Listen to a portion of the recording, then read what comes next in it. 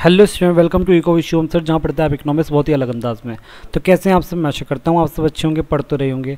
आज की जो हमारी वीडियो है 5 ईयर प्लान से रिलेटेड है। ये उन बच्चों के लिए है जो कि MGKVP यूनिवर्सिटी के बच्चे हैं। उनका क्योंकि मैसेज आए हुए थे, उन्होंने कहा था कि हमारे यहाँ पर सर एक पेपर होता है जो कि इशू ऑफ इंडियन इकोनॉमी करके होता है। तो वो माइनर का पेपर होता है उनका इकोनॉमिक्स का। तो वो कह रहे थे कि सर आप इनके भी टॉपिक करा दीजिए। कल मैंने एक वीडियो डाली थी, बच्चों ने देखी होगी। मुझे ज़रूर बताना कि वो वीडियो कैसी रही, कि आप वैसे ही ऑब्जेक्टिव क्वेश्चन में चाहते हो या ऐसे मैं जो अब कराऊंगा मतलब एक टॉपिक के वाइज वैसे चाहते हो। तो जैसा आपको अच्छा लगेगा वैसे ही हम वीडियो बना देंगे। तो आज की जो वीडियो है ये एक और टॉपिक से रिलेटेड है जो कि है 5 ईयर प्लान। देखो 5 ईयर प्लान से बहुत सारे क्वेश्चन पूछे जाएंगे। पिछली बार जो मैंने वीडियो बनाई थी उसमें भी एक ऑब्जेक्टिव क्वेश्चन प्लानिंग कमीशन से थे, और प्लानिंग कमीशन आपके 5 ईयर प्लान के अंडर ही आता है। तो आपको मैंने वहाँ पर काफ़ी अच्छे से एक्सप्लेन किया था, काफ़ी सारे ऑब्जेक्टिव क्वेश्चन बताए थे जो कि आपके आ सकते हैं काफ़ी चीज़ों से रिलेटेड। और आज हम देखेंगे 5 ईयर प्लान। चलिए स्टार्ट करते हैं वीडियो को। आज के वीडियो में हम देखेंगे 5 ईयर प्लान। तो सबसे पहले देख लेते हैं कि हम आज की वीडियो में क्या क्या चीज़ें पढ़ेंगे। आज की वीडियो में हम सबसे पहले देखेंगे इंट्रोडक्शन।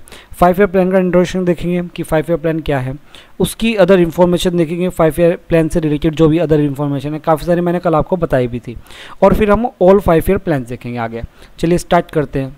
सबसे पहले ये मेरा इंट्रोडक्शन हो गया, जैसे कि आप सभी को पता ही है मेरा इंट्रोडक्शन। ये जो PPT है मैंने मैनेजमेंट के लिए बनाई थी कॉलेज के।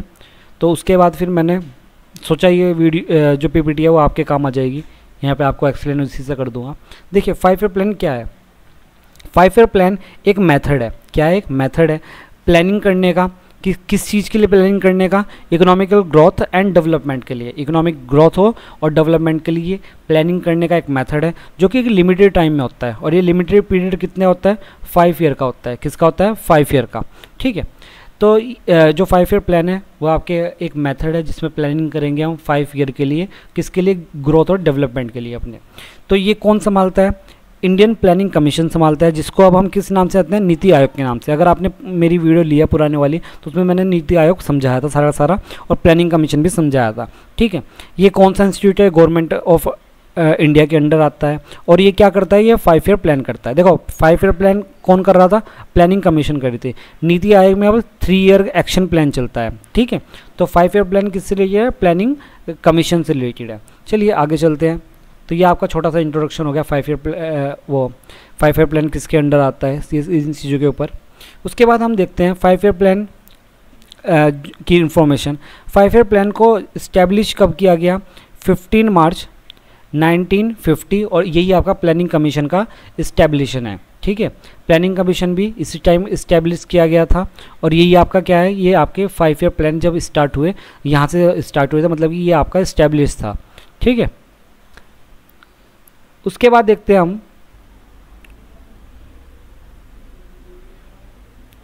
उसके बाद मेन ऑब्जेक्ट क्या थे? गवर्नमेंट के मेन ऑब्जेक्ट क्या थे? मेन ऑब्जेक्ट थे हमारे लिविंग ऑफ स्टैंडर्ड को बढ़ाना।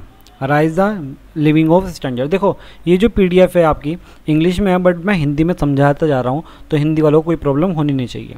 लिविंग ऑफ स्टैंडर्ड मतलब कि आपके जीवन का जो स्तर है उसको बढ़ाना। और जीवन का स्तर कैसे कैसे बढ़ेगा? एक तो आपका मोर एम्प्लॉयमेंट मतलब कि आपको रोज़गार, ज़्यादा रोज़गार देना। ठीक है। सभी को रोज़गार मिले। और आपके रिसोर्सेज, जितने भी आपके रिसोर्सेज, चाहे वो ह्यूमन रिसोर्सेज हो या फिर किसी भी प्रकार के रिसोर्सेज हो, उनका एक सही तरीके से उपयोग होना। तो यही 2 तरीके हैं जिससे कि आपका लिविंग ऑफ स्टैंडर्ड बढ़ाया जा सके, आपका जीवन स्तर बढ़ाया जा सके। अगला देखते हैं कि चेयरमैन कौन थे? ये हमारा प्लानिंग कमीशन के बारे में बात कर रहे हैं हम। ठीक है। प्लानिंग कमीशन का मेन एम क्या था? प्लानिंग कमीशन कब इस्टेब्लिश हुआ था? और प्लानिंग कमीशन ने 5 ईयर प्लान को कैसे स्टार्ट किया था? तो कौन थे चेयरमैन आपके प्राइम मिनिस्टर। उस टाइम के प्राइम मिनिस्टर कौन थे? जवाहरलाल नेहरू जी थे। और वाइस चेयरमैन कौन थे? गुलजारीलाल नंदा जी थे। और आपके चांसलर कौन थे? YK सुब्रमण्यम थे। तो ये आपके क्या हो गए? बेसिक क्वेश्चन हो गए। तो ये आपके डायरेक्ट क्वेश्चन पूछ सकते हैं। चेयरमैन पूछ सकते हैं प्लानिंग कमीशन के, वाइस चेयरमैन पूछ सकते हैं, चांसलर पूछ सकते हैं, मेन ऑब्जेक्टिव पूछ सकते हैं, इस्टेब्लिशन पूछ सकते हैं। तो प्लानिंग कमीशन का सब कुछ पूछा जा सकता है आपका। और नीति आयोग का मैंने आपको कल कराया था सारा का सारा, तो आप उस वीडियो में देख सकते हैं नीति आयोग का। ठीक है। आगे चलते हैं। अब हमारे 5 ईयर प्लान स्टार्ट हो गए हैं और 5 ईयर प्लान की ये टाइमलाइन थी। तो ये आपका फर्स्ट 5 ईयर प्लान था जो कि कहाँ से कहाँ तक रहा, 51 से 56 तक रहा। उसके बाद 56 से 61 तक सेकंड, और थर्ड आपका 61 से 66 तक। अब देखो ये तीन हमने कुछ एक्स्ट्रा अलग से दिखाए गए हैं, तीन चीज़ें। तो आपका एक था प्लान हॉलीडे जो कि थर्ड और फोर्थ 5 ईयर प्लान के बीच में रखा गया था, प्लान हॉलीडे, और ये 3 ईयर का था। कितने ईयर का था? 3 ईयर का। ये बार बार क्वेश्चन पूछा जाता है कि प्लान हॉलीडे कितने ईयर का था? 3 ईयर का था, ठीक है। ऐसे ही आपका रूलिंग प्लान और एनुअल प्लान। ये रूलिंग प्लान किस किस के बीच में आया था? 5th और 6th के बीच में आया था। और ये किसकी वजह से आया था रूलिंग प्लान? ये आपकी सत्ता परिवर्तन की वजह से आया था। तो ये क्वेश्चन बार बार पूछा जाता है, सत्ता परिवर्तन की वजह से कौन सा प्लान को लाया गया था? तो वो रूलिंग प्लान था। एनुअल प्लान आपका 7th और 8th के बीच में आया था, ठीक है। तो ये आपके कुछ स्ट्रक्चर हो गई। यहाँ पर आपके कितने 5 ईयर प्लान है? टोटल 12 5 ईयर प्लान है। तो 6 हम आज देखेंगे एक वीडियो में, और 6 हम नेक्स्ट वीडियो में देखेंगे, वरना तो बहुत लंबी वीडियो हो जाएगी। चलिए स्टार्ट करते हैं। First 5 year plan. First 5 year plan, सबसे पहले डेट याद कर लीजिए। 1 अप्रैल से 31 मार्च तक सारे प्लान रहे हैं। कैसे? 1 अप्रैल से 31 मार्च तक। 5 ईयर जो फर्स्ट 5 ईयर प्लान था वो 51 से 56 तक था। बेस ऑन, बहुत पूछा जाता है कि किस पे बेस था ये। Base on header-Domar model. किस पर था? हेडर-डोमर मॉडल पर था। पर्पस क्या था? पर्पस था डेवलपमेंट ऑफ एग्रीकल्चर, मतलब कि आपके कृषि को आगे बढ़ाना, कृषि का उद्धार करना है, कृषि का डेवलपमेंट करना। टारगेट क्या रखा था? टारगेट रखा था 2.9% का टारगेट रखा था, और एक्चुअल जो हमने अचीव किया वो कितना किया? 3.6%। तो सिंपल सी बात होगी, हमने जितना टारगेट रखा उससे ज़्यादा अचीव कर लिया, तो मतलब ये प्लान सक्सेसफुल हो गया। हम किसका डेवलपमेंट करना चाहते हैं? अपना कृषि का डेवलपमेंट करना चाहते हो, तो कृषि का डेवलपमेंट हो गया। अब इसमें मेन प्रोजेक्ट पूछे जाते हैं कि मेन कुछ प्रोजेक्ट इसके अंदर हुए होंगे। जो फर्स्ट 5 ईयर प्लान था उसमें 3 मेन आपके प्रोजेक्ट थे। कौन कौन से? एक तो हीराकुंड डैम, बहुत पूछा जाता है हीराकुंड डैम कौन से 5 ईयर प्लान के अंदर हुआ? तो फर्स्ट 5 ईयर प्लान के। भाखड़ा डैम और दामोदर वैली, ये तीनों के तीनों क्या हैं? आपके मेन ऑब्जेक्ट हैं, बार बार पूछे जाते हैं, ठीक है। आप अगर यूपीएससी का एग्जाम भी देखो तो वहाँ भी ये वाले क्वेश्चन पूछे जाते हैं, ठीक है। तो ये फर्स्ट 5 ईयर प्लान हुआ। अब सेकंड 5 ईयर प्लान देखते हैं। सेकंड 5 ईयर प्लान कहाँ से कहाँ तक रहा? 56 से 61 तक रहा। ये डेट हमारी सेम होती है हर 5 ईयर प्लान में। बेस ऑन किसका था? इसका भी बेस बहुत बार पूछा जाता है, इसका ज़्यादा पूछा जाता है, फर्स्ट से ज़्यादा ये वाला इंपॉर्टेंट है। किस पर बेस है ये? पीसी मानलोविस मॉडल पर बेस है। पर्पस क्या था? पर्पस था आपकी हैवी इंडस्ट्री और लार्ज इंडस्ट्री, मतलब कि आपकी जो उद्योग थे, बड़े उद्योग और हैवी उद्योग, उनके बारे में था, उनको डेवलपमेंट करना, उनका उद्धार करना। टारगेट क्या रखा गया था? टारगेट रखा था 4.5% रखा गया था, और हमने जो एक्चुअल में अचीव किया वो कितना किया? 4.3% किया। देखो थोड़ा सा कम रह गया, बट लेकिन हम मान सकते हैं कि लगभग फिर भी अचीव हो ही गया था, ठीक है। मेन प्रोजेक्ट क्या थे इसमें? देखो किस चीज़ के लिए रखा गया था ये वाला जो प्लान था वो किस चीज़ पे था? आपकी हैवी इंडस्ट्री, मतलब कि उद्योग, बड़े उद्योगों के लिए था। तो 3 उद्योग इसमें सबसे ज़्यादा चले थे, जिसमें 3 प्रोजेक्ट थे। जैसे एक तो है भिलाई स्टील प्लांट, जो भिलाई स्टील प्लांट इस्टेब्लिश हुआ था, राउरकेला स्टील प्लांट और दुर्गापुर स्टील प्लांट। ये 3 प्लांट का इसमें सबसे ज़्यादा यूज़ हुआ था, मतलब मेन प्रोजेक्ट थे इसके। तो आपसे पूछे जा सकते हैं ये वाले प्रोजेक्ट्स, तो ये भी आप याद रखिएगा। आप अपनी कॉपी पेन लेकर बैठिएगा, जितनी भी सारी चीज़ें हैं वो आप नोट करते जाइएगा। इसके पता क्या करना, आप 5 ईयर प्लान के शॉर्ट नोट्स बना लेना, और शॉर्ट नोट से आपके वहीं से क्वेश्चन पिक हो जाएंगे।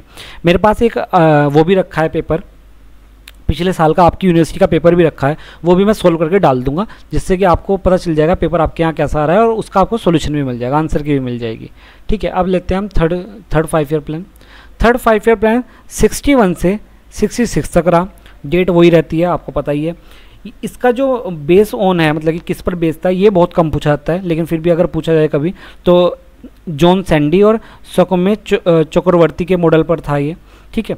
पर्पस क्या था? पर्पस था सेल्फ रिलायंस मतलब कि आत्म स्वीकृति, मतलब कि आत्मनिर्भर होना था। टारगेट क्या रखा गया था? टारगेट रखा था 5.6%, बट एक्चुअल में हमने कितना अचीव किया? सिर्फ 2.8% अचीव किया था। अब देखिए अचीव बहुत कम किया, ये मोस्ट अनसक्सेसफुल प्लान में आता है। तो थर्ड वाले प्लान से जो सबसे इंपॉर्टेंट क्वेश्चन पूछा जाता है वो यही पूछा जाता है कि मोस्ट अनसक्सेसफुल प्लान कौन सा था? तो हमारा थर्ड जो 5 ईयर प्लान था वो मोस्ट अनसक्सेसफुल प्लान था, ठीक है। आगे देखते हैं। अब पूछा जाता है, रीज़न भी पूछा जाता है कि क्या रीज़न रहे थे इसके अनसक्सेसफुल होने के। तो एक इसके 3 रीज़न थे। पहला था इंडो चाइना वॉर, दूसरा इंडो पाक वॉर, और उसके बाद आपका भयंकर सूखा पड़ा था जो 1962 और 1965 और 1966। ये मैंने आपको जो पिछली वीडियो बनाई थी उसमें भी थोड़ा सा इसका आइडिया बताया था। ये किसके अंदर हुए थे? Green revolution.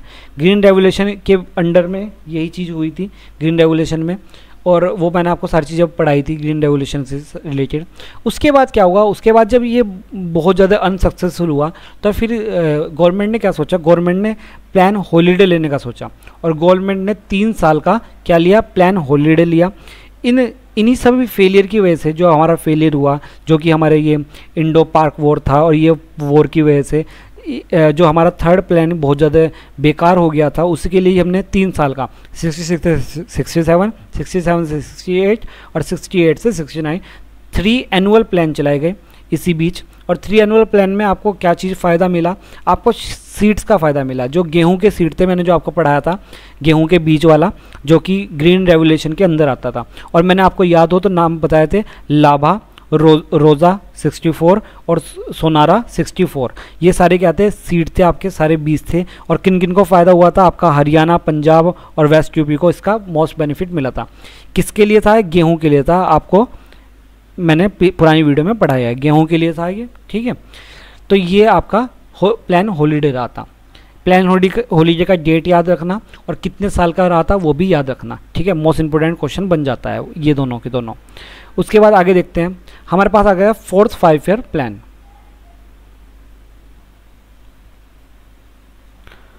जो अब आ गए हम 4th पर, जो हमारा 4th 5 ईयर प्लान था। 4th 5 ईयर प्लान 69 से 74 तक चला, और इसमें जो आपका बेस था, बेस बहुत कम पूछा जाता है। वैसे भी अगर पूछा जाए तो आपको याद रखना, अशोक रुद्रा के मॉडल पर था ये, और एलन मॉडल भी कहा जाता है इन्हें। पर्पज़ क्या था? पर्पज़ वही था जो कि पिछली बार नहीं हो पाया, सेल्फ रिलायंस। और इसके साथ क्या चीज़ जोड़ी गई?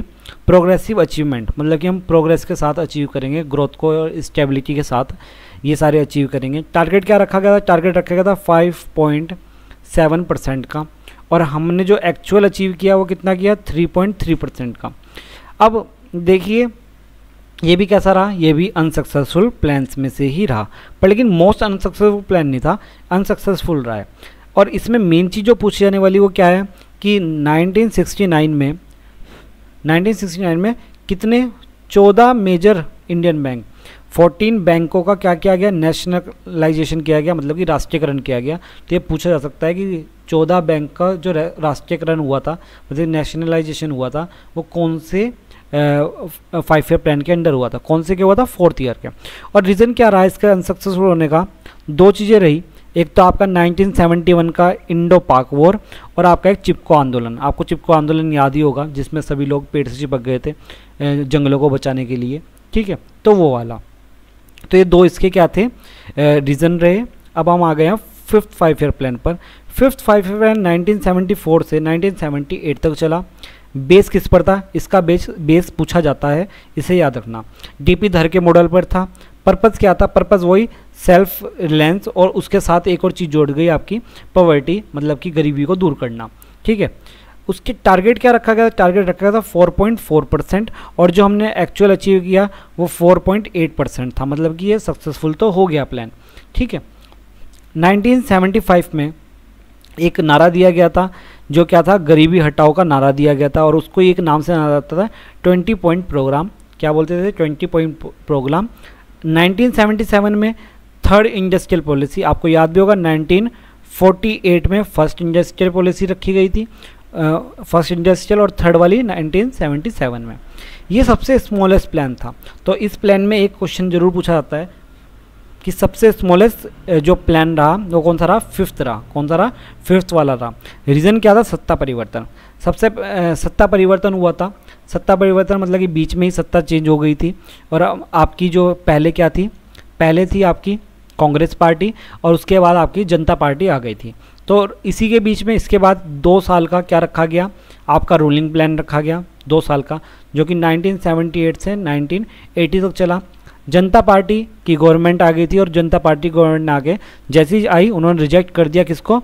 5th 5 ईयर प्लान को, और उन्होंने इंट्रोड्यूस किया एक न्यू 6 5 ईयर प्लान जो कि 78 से 78 से 80 तक रखा। The plan is against rejected the, ये जो प्लान रिजेक्टेड किया था सिंपल सा था, इंडियन नेशनल कांग्रेस के गवर्नमेंट को रिजेक्ट करने का एक तरीका था। मतलब कि वो होता है ना, क्या कहते हैं, राजनीति करने का एक तरीका था सिंपल सा।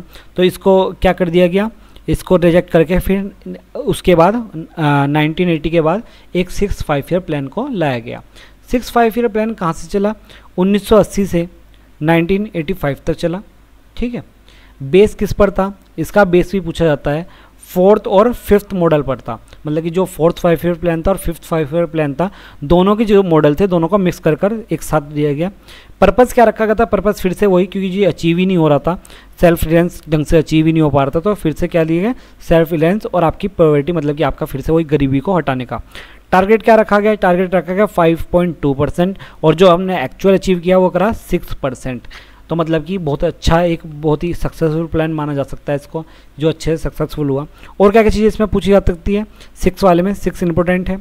इसमें एक तो पूछा जाता है 1980 में क्या हुआ था, 6 इंडियन बैंक और ज़्यादा नेशनलाइजेशन हुआ। मतलब कि 6 और बैंक थे जिसका राष्ट्रीयकरण हुआ था।